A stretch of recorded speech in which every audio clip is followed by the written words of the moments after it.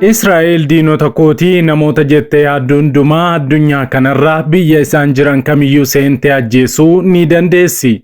Wanti ishee dhorkus hin jiru. Biyya isheedhaan michooman caalmaa ammoo biyya ishee diinonfatanii fi naannoo isheetti argaman seentee diinota ishee duguuguun ammoo baratamaa ta'eera.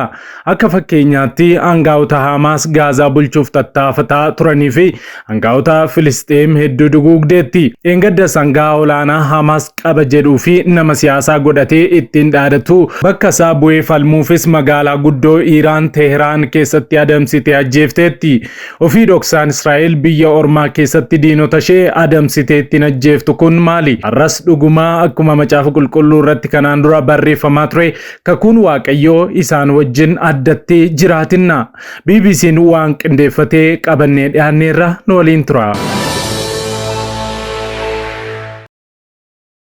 Nagaan faraarri Kiristoos bakka jirtanitti hunduma keessaniif haa baay'atu. Akkam jirtu daawwattoota Kiristiyaan Miidiyaa. Qophii wayitaawaa fi yeroo kanaaf isiniif qindeeffanne isin biraan ga'uuf qabannee dhiyaanneerra. Yeroo jalqabaaf gara chaanaalii keenyaatti kan dabalamtan subscribe gochuudhaan mallattoo beelii sana fuulduratti isinii ba'u ala tokko gadi tuquun ol kan jetturraa kaadha. Kana gochuu keessaniin odeeffannoowwan kiristiyaanummaa yeroo hundumaa wayita gadhiifaman hunduma dursee akka isin naqqabuuf isin gargaara. Like, share godhaa, yaada keessan ammoo saanduqa yaadaa yookaan koomentii keessatti nu qooda kallattiidhaan gara qophii keenya yeroo kanaatti wal wajjin hadabarru.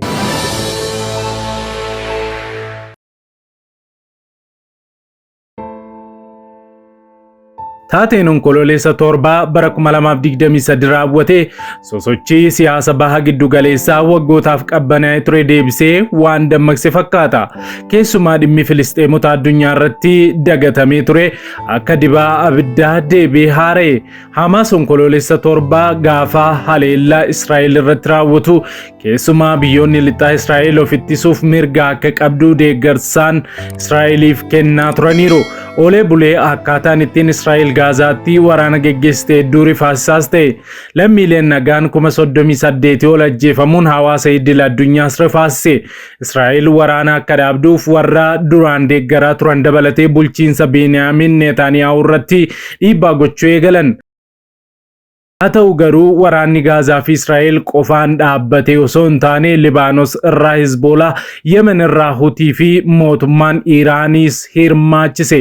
Kan durii caalaa Iraanii fi Israa'el gidduutti diinummaa kan ammeessee haleellaa misaa'ilaa Israa'el magaalaa guddoo Sooriyaa kan taate Damaasqoo keessatti qonsiilaa Iraan irratti raawwattedha. Baatii amajjii keessa haleellaa qilleensa irraa Israa'el geggeessite jedhameen qondaalonni waraanaa Iraanii fi eegdonni isaanii Sooriyaa keessatti ajjeefamu Iraan himachuun Israa'elitti dhaadatte. Israa'el garuu haleellaa kana akkuma amala ishee anas ana miti hin jenne. Iraan akkuma dhaadattee misaayilotaa fi dirooniiwwan 300 oliin Israa'el irratti haleellaa geggeessite. Iraan yeroo jalqabaaf kallattiin Israa'el irratti haleellaa geggeessite. Israa'el haleellaa biyya namaa irratti geggeessitu keessaa kan amantuuf kan hin amanne qabdi. Onkololeessa torbaa bara 2023 Hamaas Israa'el irratti haleellaa geggeessee torbanootaan booda ministeerri muummee Israa'el Beniyaamin Netanyahuun ejensii tikaa Israa'el kan ta'e Mosaadiif ajaja tokko kennan. Geggeessitoonni Hamaas biyya kam keessattuu haa jiraatan bakka jiraatanitti ajjeefaman ajaja jedhu ture. Mosaad addunyaa irratti garee tikaa cimaa fi biyyoota garaagaraa keessatti qaama diina biyyaati jedhu irratti ajjechaa raawwachuuf qabuun qaama beekamuudha. Keessumaa biyyoota baha giddu galeessaa kanneen akka Sooriyaa, Libaanos, Iraaq, Iraanii fi Joordaan akkasumas biyyoota Awurooppaa fi kaan keessatti opereeshinii biyya biraa keessatti raawwatu Convert Operation geggeessuudhaan qaama beekamuudha. Hedduus itti milkaa'aa kan turedha. Geggeessitoota Hamaas kan Hezbolaa qondaaltota waraanaa fi saayintistoota Iraan irrattis xiyyeeffachuudhaan Israa'el haleellaawwan garaagaraa raawwatteetti. Ajjechaawwan biyyoota garaagaraa keessatti geggeessitu irratti imaammata callisuus ni filatti. Ajjeesuu ishee itti gaafatamummaa yoo fudhatte biyya sana wajjin walitti bu'insa dippiloomaasii darbee immoo kan waraanaa keessa ishee galchas waan ta'eef. Iraan magaalaa Teeraanitti sirni geggeessaa reenfa Ismaa'eel Haniyaa geggeeffamaa jira. Lammiileen biyyattii kumaatamaan ba'uun sirna kana irratti argamaniiru. Ismaa'eel Haniyaa haleellaa qilleensarraan roobii kaleessaa ajjeefame. Hoogganaan olaanaan Iraan Ayatollah Ali Khamenei sirna kadhannaa dursaafii jiru. Reenfi Ismaa'eel Haniyaa gara Kaataritti geeffamuudhaan kan awwaalamu ta'a. Miidiyaaleen USA qondaalota Iraan wabeeffachuudhaan akka gabaasanitti Ayatollah Ali Khamenei Israa'el irratti haleellaan kallattiin akka geggeeffamu ajajaniiru. Israa'el ajjechaa kana ilaalchistee kallattiin yaada hin kennine. Hoogganaan olaanaan Hamas Ismaa'eel Haniyaa Iraan keessatti ajjeefamuu garichi himeera. Ibsa roobii ganama baheen Ismaa'eel Haniyaa opereeshinii Israa'el geggeessiteen mana jireenyaa isaanii Iraan magaalaa Teheraan jiru keessatti ajjeefamuun ibsameera. Akka gareen kun jedhutti Haniyeen sirna kakuu galuu pirezidaantii haaraa Iraan Masoud Pezeshkian irratti qibxataa dheengaddaa erga hirmaatanii ajjeefaman. Hanga ammaatti qaamni itti gaafatamummaa isaa fudhatee hin jiru. Humni eegumsa warraaqsa Iraan taateen kun akkamitti akka raawwate ammatti ifaa miti, garuu qoratamuu jalqabeeras jedheera. Gareen Hamas akka jedhutti Ismaa'eel Haniyeen opereeshinii dhoksaa warri Zaayinistii geggeessaniin ajjeefaman jiran. Xumura bara 1980 keessaa jalqabee Ismaa'eel Haniyeen miseensa garee Hamas ta'uudhaan hojjechaa turuun ibsameera. Israa'el waggoota 3 ta'aniif Ismaa'eel Haniyee erga hiiteen booda gadhiiste. Kunis fincila Filisxeemotaa jalqabaa irratti isa to'achuun ture. Bara 2006 yeroo Hamas filannoo Filisxeem irratti taa'umsa caalmaa argate pirezidaantii Mohammud Abbas ministeera muummee gochuun isa muudan. Haa ta'u malee gareen isaa Hamas paartii Abbas biyyichaa bulchaa ture Fatah Gaazaa keessatti aangoo irraa fonqolchinaan erga waggaa tokko hojjetanii booda aangoo irraa ka'an. Haa ta'u malee aangoon irraa kaafamuu isaa heeraan ala jechuudhaan mormee ture. Mootummaan isaa aangoo irra jiru itti gaafatamaa uummanni Filisxeem itti kennee baachuu hin dhiisne jechuudhaanis falmaa ture. Kanumaan Gaazaa bulchuu itti fufee ture. Bara 2017 itti gaafatamaa damee siyaasaa Hamas ta'uudhaanis filatame. Bara 2018 ministeerri dhimma alaa USA Haniyaan shororkeessaadha jechuudhaan galmeesse. Waggoota dheeraa darban Qatar keessaa jiraachaas ture. Ismaa'eel maqaa masoo Abu al-Abid jedhamuunis beekama. Inni geggeessaa siyaasaa olaanaa Hamas keessaa tokkodha.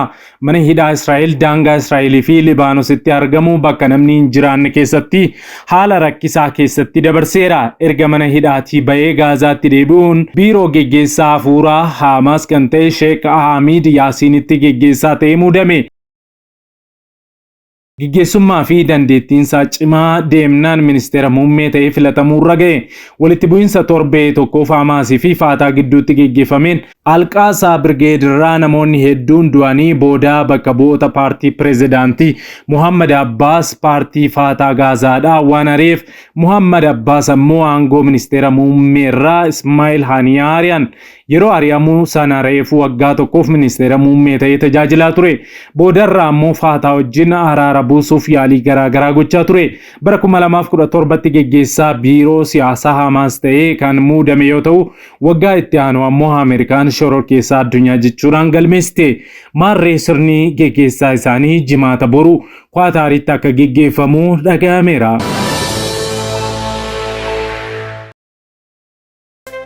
Fardadi gubba ta'in argame gonfol finansanaan si kan gonfame macaafota cuufa mutichinni bane nijisaifu Yesus tu argame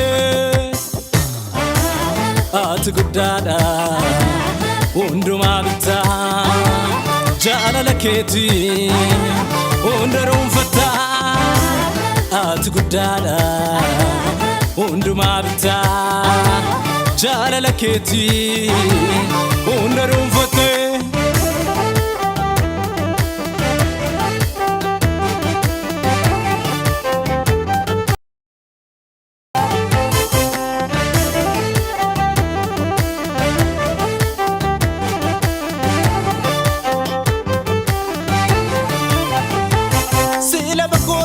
Sila chernet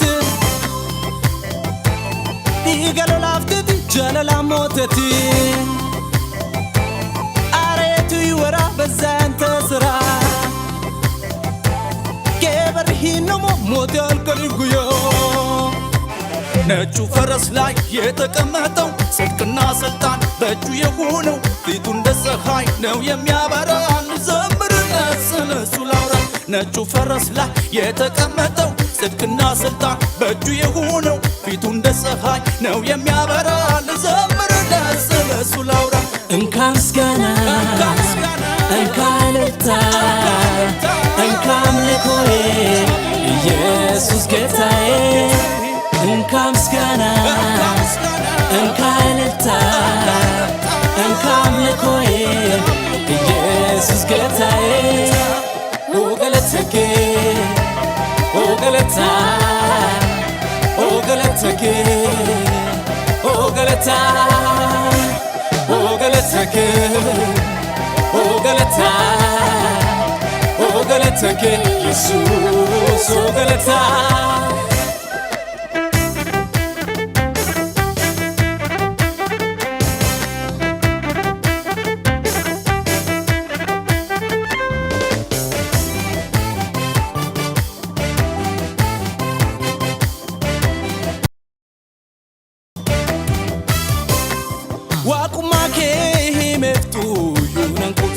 Amagesu dubachudani mulsu dachef sami ivajiru da kanarra isambune jijiramne si argera wakumake himeftu yunan kutsu amagesu dubachudani mulsu dachef sami ivajiru da kanarra isambune jijiramne si argera waka gudda yesolbate Jirtolfate Moti gudda yesolbate Jirtolfate waka gudda yesolbate Jirtolfate Moti gudda yesolbate Jirtolfate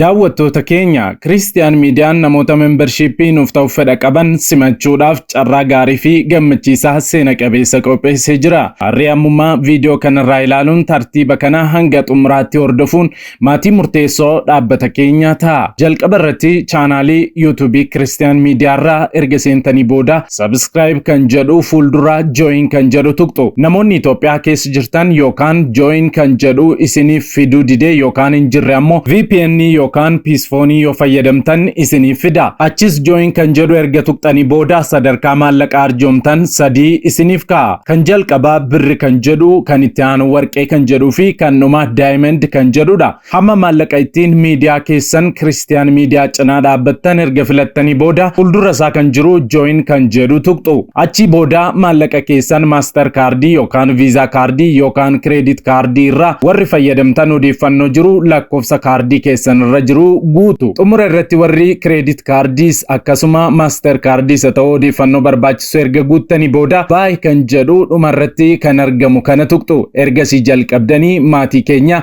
warra murteessoo taatu. Kana gochuu keessanii dhaabbanni keenya Christian Midiyaan sagantaa galateeffannaa qopheessuudhaan waraqaa ragaa isiniif qopheessuun ifatti isin galateeffataa isinis eebbisa. Dabalataanis gaafii baay'ooliin keessan nuuf dhiyeessitaniin akkaawuntii baankii keenya isiniif maxxansuu jaallanneerra. Akkaawuntii baankii daldala Itoophiyaa, baankii Awaash fi baankii Oromiyaa keessaa kan isiniif salphatu fayyadamaa jecha bu'aa deeggarsa keessanii dhiyootti argitu. Wayita nu deeggartan iskiriinshotii isaa nuuf ergaa. Waan Christian Midiyaa cinaa dhaabbattaniif gooftaan isin eebbisu.